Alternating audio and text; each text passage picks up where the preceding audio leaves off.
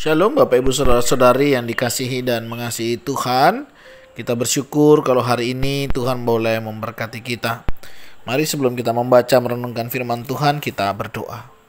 Tuhan, terima kasih, kami mengucap syukur untuk kasih setiamu di dalam hidup kami. Terima kasih untuk berkat-Mu, sampai hari ini Engkau boleh menjaga dan memelihara kami. Sebentar kami akan membaca dan merenungkan firman-Mu. Berfirmanlah dan biarlah kami mengerti apa yang menjadi kehendak-Mu. Kami berdoa di dalam nama Tuhan Yesus Kristus. Haleluya. Amin.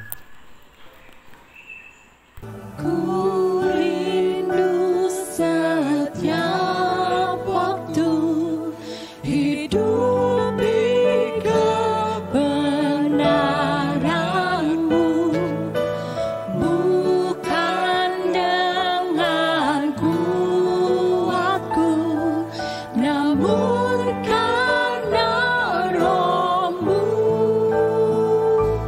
Yesus, yang ku pegang teguh.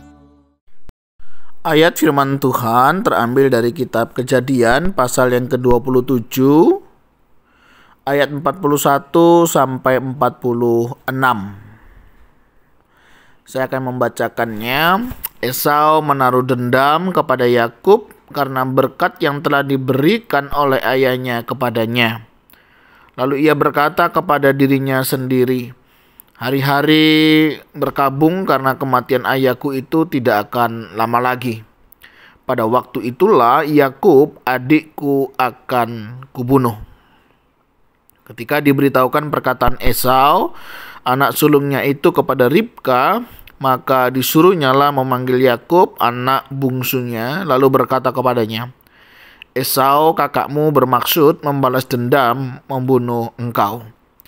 Jadi sekarang anakku, dengarkanlah perkataanku. Bersiaplah engkau dan larilah kepada Laban saudaraku ke Haran. Dan tinggallah padanya beberapa waktu lamanya sampai ke Geraman. Dan kemarahan kakakmu itu surut daripadamu, dan ia lupa apa yang telah engkau perbuat kepadanya. Kemudian aku akan menyuruh orang menjemput engkau dari situ. Mengapa aku akan kehilangan kamu berdua pada satu hari juga?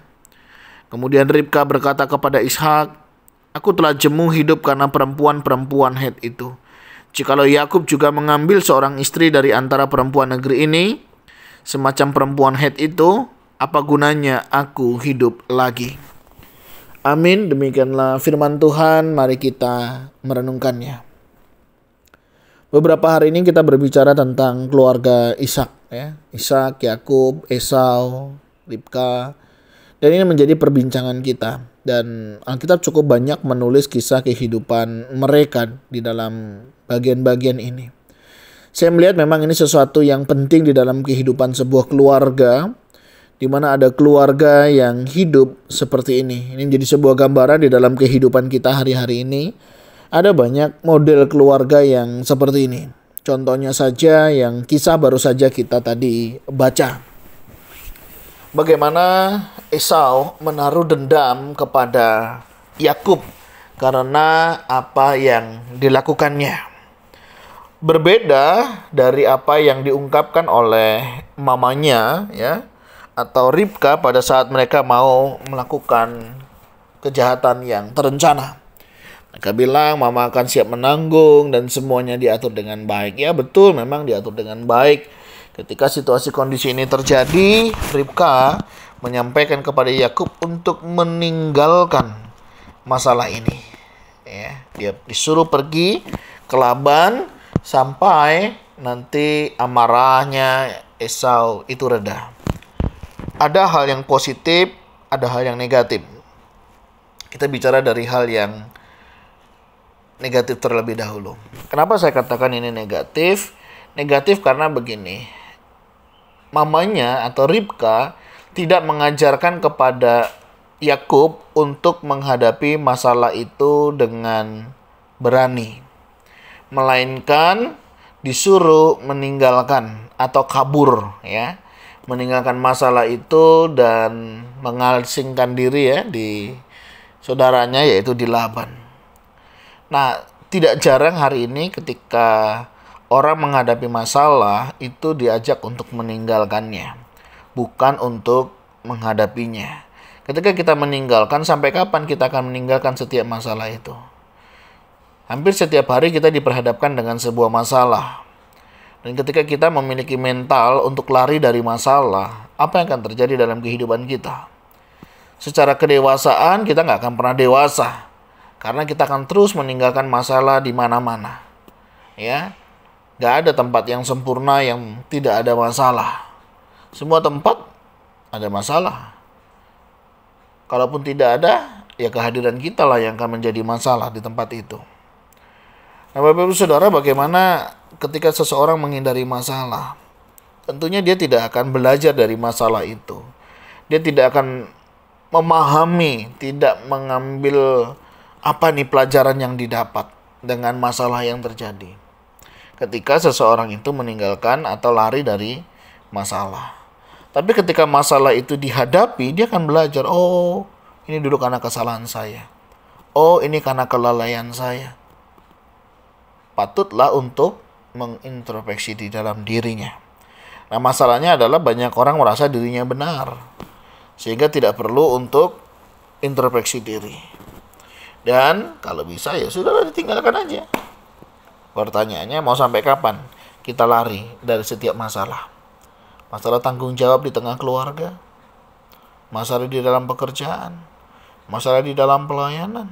Mau sampai kapan kita akan lari dan tidak menyelesaikan setiap masalah itu dengan baik?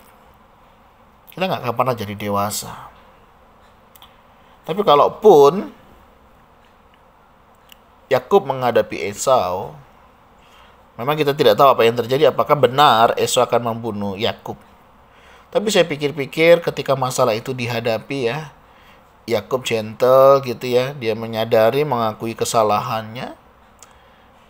Saya percaya akan berbeda suasananya. Tapi memang Alkitab tidak mencatat peristiwa itu. Yang dicatat memang adalah Yakub meninggalkan Esau. Sehingga Yakub pun akhirnya apa? Dia mengalami ketakutan, saudara. Dia mengalami ketakutan, ya, dia pergi dengan cukup lama dan tentunya ada konsekuensi yang akan dia bayar, dan itu akan menjadi pembahasan kita untuk selanjutnya. Tapi dari pelajaran hari ini, apapun pilihan kita hari ini, di dalam menghadapi setiap masalah itu akan ada harga yang harus dibayar. Ketika kita lari dari kenyataan, lari dari permasalahan, tentu kita tidak akan menjadi dewasa. Atau alam lah yang akan mendewasakan kita, dan tentunya itu jauh lebih sakit. Tapi mari kita belajar hari ini, selesaikanlah masalah tanpa masalah. Ya, mau sampai kapan kita akan lari dari kenyataan ini? Mau sampai kapan kita akan lari dari permasalahan yang ada ini? Mari kita hadapi, kita selesaikan setiap masalah yang hari ini kita hadapi. Satu persatu ya, supaya kita juga bisa lebih enak jalannya, lebih leluasa mengerjakannya, apapun itu. Ketika kita masih berkutik di dalam satu masalah, berarti kita tidak bertumbuh di dalamnya. Masalah bukan untuk dihindari, melainkan untuk dihadapi dan diselesaikan. Hari ini saya tidak tahu apa yang menjadi masalah Bapak Ibu Saudara. Tapi apapun itu, mari kita hadapi, kita jalani, kita selesaikan dengan baik.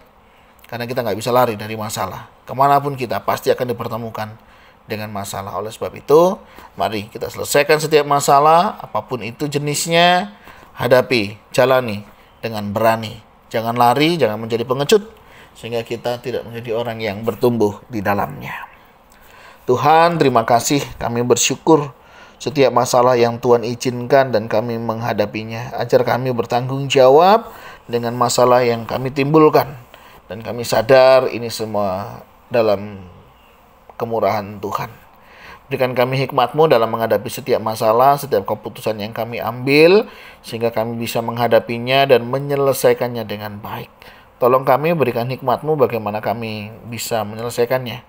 Kalaupun kami tidak menemukan jalan keluar, paling tidak Tuhan juga bisa menolong kami, untuk kami juga boleh menemukan jalan masuk, sehingga kami juga bisa menyelesaikan. Dan Tuhan kiranya menolong, berikan hikmat, sehingga kami bisa melakukan apa yang menjadi kehendak-Mu. Ajari kami ya Tuhan, dan inilah hidup kami serahkan untuk saudara-saudara kami yang sedang mengalami masalah, pergumulan. Ajar kami juga menghadapinya dan menyelesaikannya, dan kami percaya Tuhan yang akan menolong dan memampukannya. Terima kasih ya Tuhan, ini doa seru kami. kami naikkan di dalam satu nama Tuhan Yesus Kristus. Haleluya. Amin. Bapak Ibu Saudara, demikian renungan kita hari ini, kiranya boleh menolong dan memampukan kita untuk setiap kita menghadapi masalah kehidupan kita hari lepas hari. Tuhan Yesus memberkati kita sekalian. Shalom.